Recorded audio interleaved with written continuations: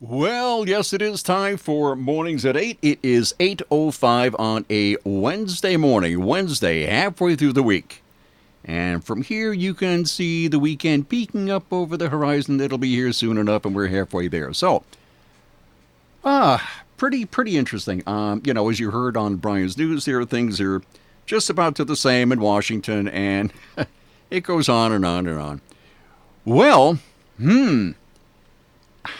where do I start? Okay, this is, of course, September 11th, 2019.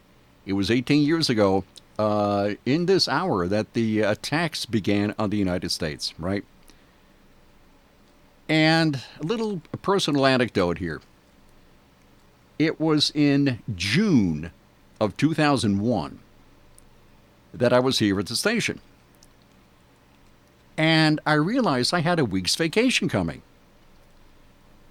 And I never really took a lot of vacations because, in the first place, you take a vacation from work. This isn't work, this is fun. And you take a vacation from the routine. Doing news is not routine, it never has been. So I always thought I really didn't need a vacation. Who needs a vacation? I enjoy what I'm doing. But I did have a week coming, and I said, I think this year I will take a week's vacation. So as I said, this is in June of 2001. So I'm looking at the calendar, saying, let me see, what's, no, July, August, September. Ooh, hey, how about the week of September 10th? Because so far as I could see from here in June, there's nothing much going on. There were no meetings going on.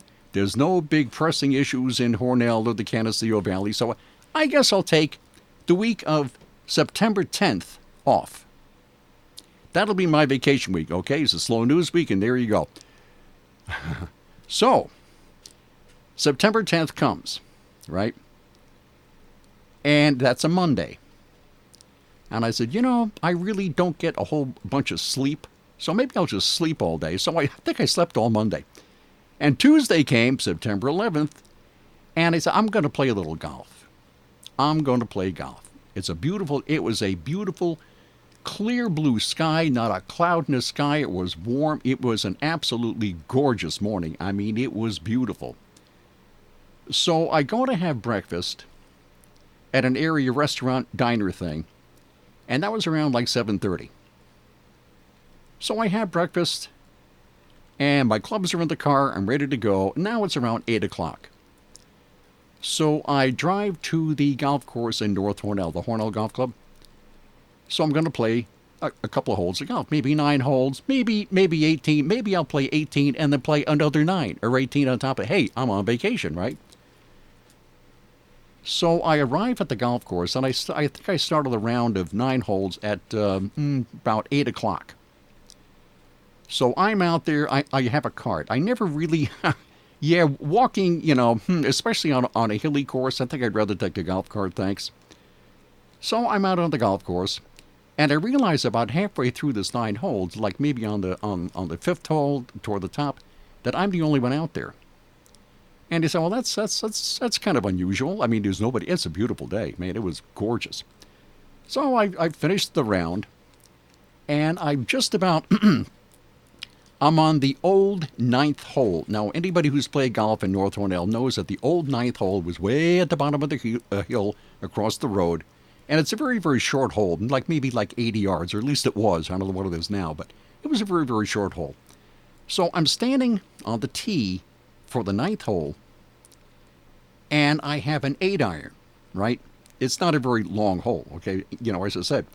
And in the equipment shack, or whatever you want to call it, shed, somebody's playing a radio. And now it's around 9:15, maybe 9:15. So I'm hearing this report on the radio, and they're talking about World Trade Center, towers hit, first plane, the second plane, America's under attack. And I'm standing there going, what? I've been playing golf this entire time. And all this happened in the time I was out on the golf course. So America's under attack. It hit me so hard, I fell. to my knees.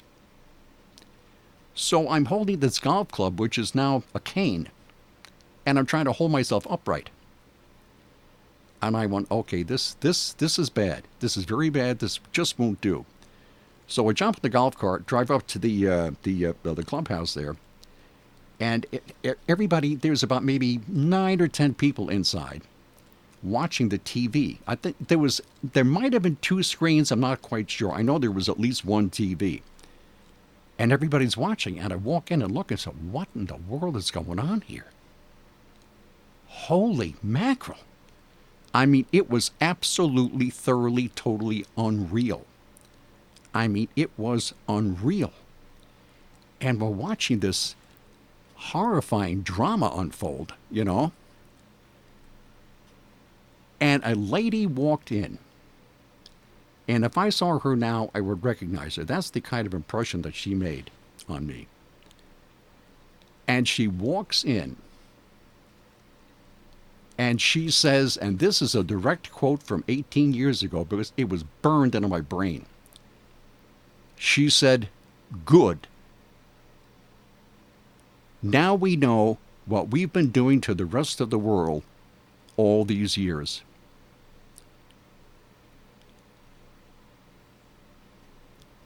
And that's what she said. She said, "Good. Now we know what we've been doing to the rest of the world I am not making this up, all these years." And it was at that point, in the middle of this horrifying crisis that was going on, that I changed. Because it was with that one comment that my appreciation for our country and that all that it has accomplished, it just exploded exponentially. I mean, I've always had respect and admiration and love for the United States.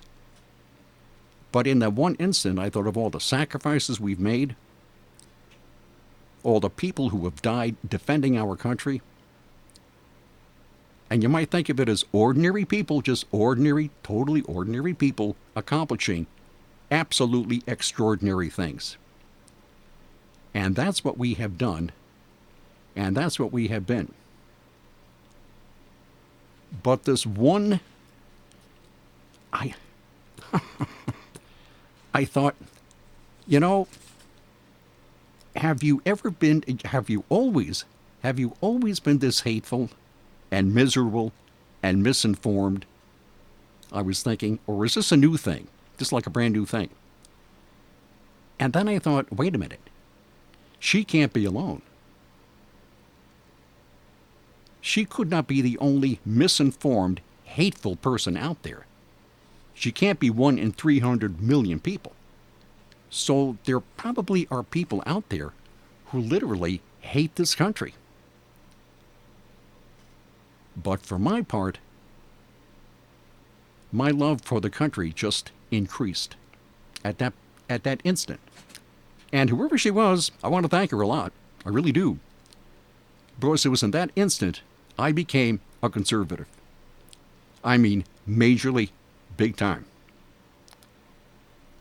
And everybody in the clubhouse watching this TV heard her say that. And even though this thing is going on the screen, everybody just turned and looked at her. And nobody said one word. Because frankly, what do you say? And anyway, there was something more important going on TV, you know? So there's this clueless yahoo without the slightest grasp of anything about this country spouting this hateful speech. Well, okay. At that point, I watched about, maybe another hour. And I said, wait a minute, I can't stay here. I don't belong playing golf. I shouldn't be playing golf. I got to be back at the station. So I jumped on a car and drove up here maybe about 80 miles an hour. And, I wasn't quite sure exactly what I was going to do here. but I had to be here, you know. I mean, I do news, right? So it was a little chaotic in the station because, it was chaos everywhere, you know. And so I stayed here. I got back around maybe, 10 or 10:30 or something after I had seen enough on TV. I had seen quite enough, okay? So I get back up here, and I'm trying to do something. You know, I have to write news or find out what the heck's going on. And so I stayed here until maybe, I don't know, maybe 4 or 5 in the afternoon. And that was on a Tuesday. And that night, I didn't have a TV at that point, okay? I had a radio, I didn't have a TV. So that night at 9 o'clock, President Bush 43, gave what I thought was one hell of a speech. I mean, if we needed a rally, Bush 43 did the trick. He really did it. And he gave a magnificent speech. It was so good, I printed it out, and somewhere in my records, which of course, I got to fine-tune my record keeping. So I have it here, or have it at home like somewhere. But I printed out that speech. And I'm thinking, you know, I was very glad that Bush 43 was president at that time. Because let's say, maybe another president had been president. The one who gave, for the beginning of his first term, he gave an apology tour, if you recall. I'm not mentioning any names, but he started off his presidency with an apology tour, this other president. And I'm thinking, had he been president, he probably would have apologized for putting the Twin Towers in the flight path of the airplanes and promised the terrorists not to do it again. And then he would have reimbursed the terrorists for the cost of the box cutters, which is what they used to hijack these 4 planes, right? 2 into the Twin Towers, 1 in Shanksville, and 1 into the Pentagon. So I was very glad that Bush 43 was president at that time. It was absolutely ideal. So that's, boy, man, this is time is going quick here. Okay, that's Tuesday. And then Wednesday, I came back up here. As I said, vacation was gone, totally gone. So I come back up here, and I'm trying to write news. And what kind of news are you going to write on a day like that? There is nothing. That was it. That was the entire country. That was the news of the world. So what I did, I invited listeners to call. You call, I will record you on tape. Just tell me what you're feeling right now. Never mind rational thought. Never mind logic. Just tell me what you're feeling. What do you feel right now? And people call, I will tell you, they called, and they called, and they called, and they called for hours. I have a 120-minute tape at home somewhere. I got to get my record straight. I have at home somewhere a 120-minute tape of people calling up and just venting. I mean, venting like they've never vented in the past ever. Speaking of audio, Jonathan. Yeah. I do have a former Hornell police officer, Rich Scavo. Oh, yeah, Rich, okay. We come to talking about going down.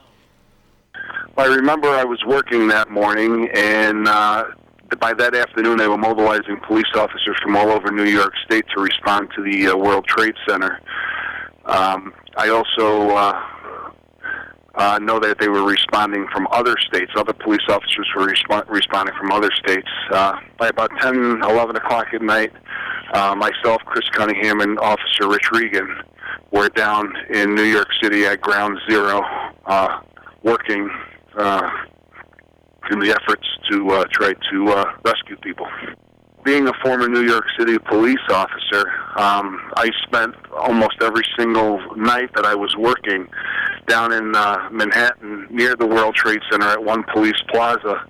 And believe it or not, the World Trade Center was my landmark to make sure I was on the right course. And as a kid growing up in Long Island, the first thing you would see when you would approach the city was the World Trade Center, the 2 buildings side by side. And they're quite a magnificent building, and I've been up in the World Trade Center numerous times. You know, I got to tell you that it was complete disbelief. It looked like a war zone.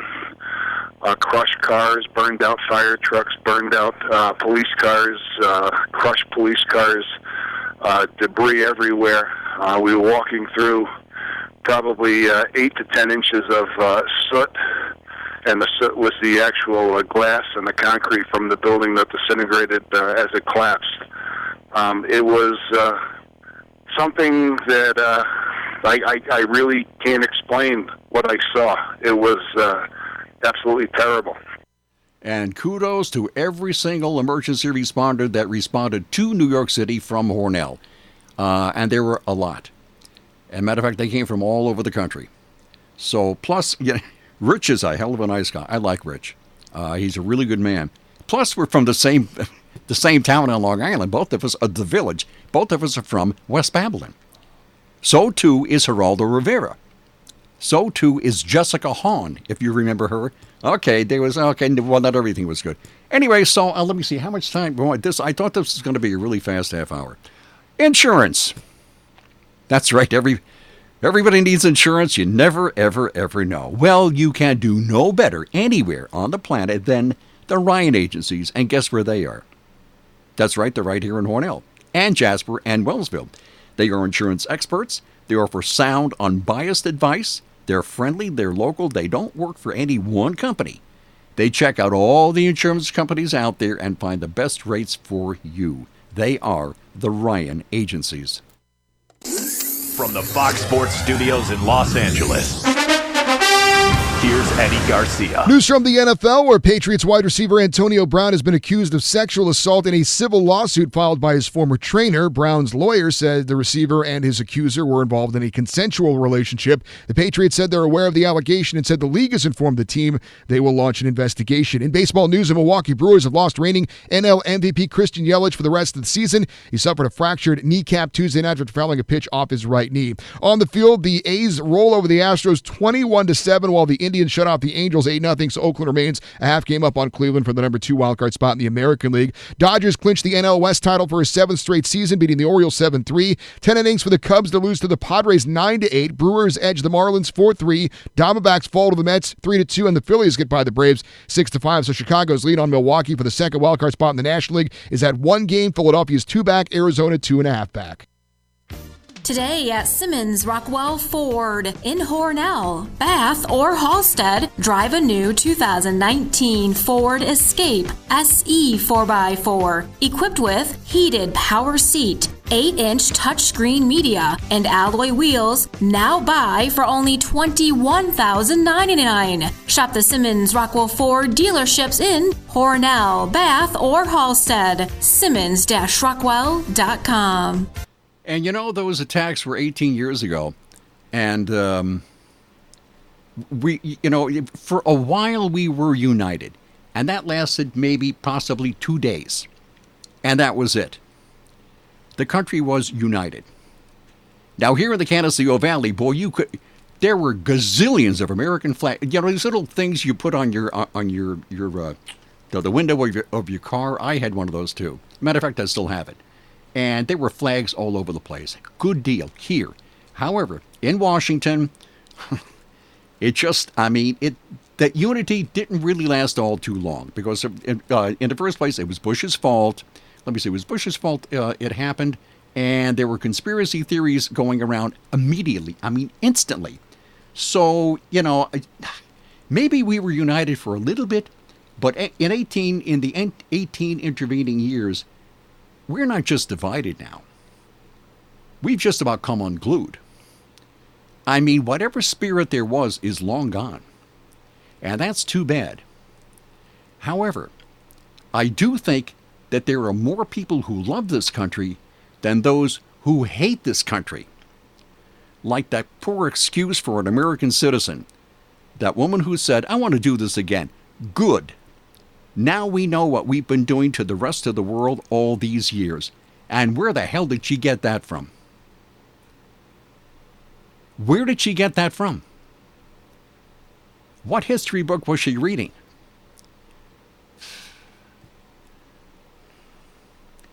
Anyway, so yeah, let me see. And there's more.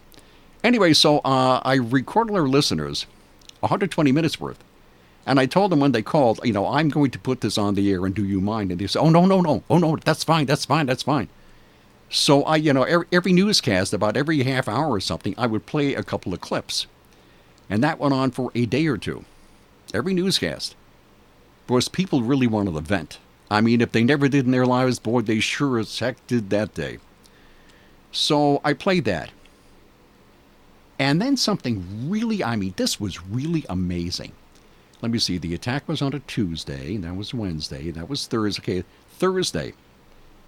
After work, around 4 or 5 o'clock again, I go to the golf course again. And I saw the most amazing sight. This was just as telling as anything I have ever seen.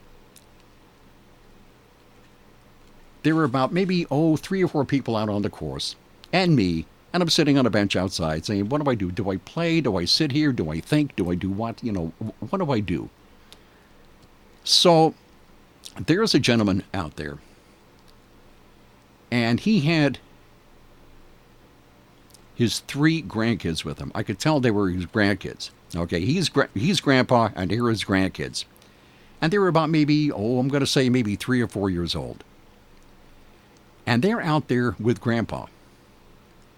And he's on a golf cart, and here are his grandkids.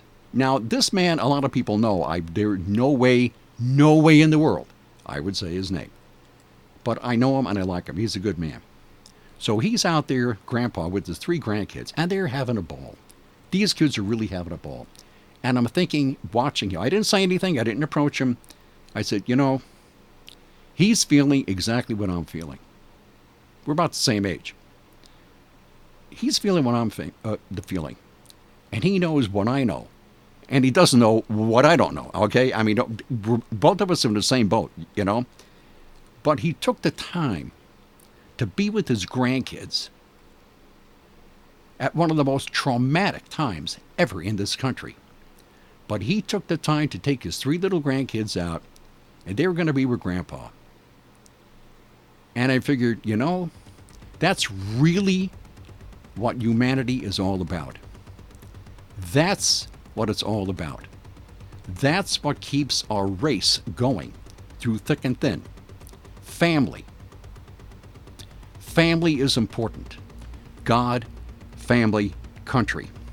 But even though he was going through inner turmoil, I'm sure, he took the time to take his 3 grandkids out. Okay, that's it. I'll see you tomorrow at 8:05. Bye.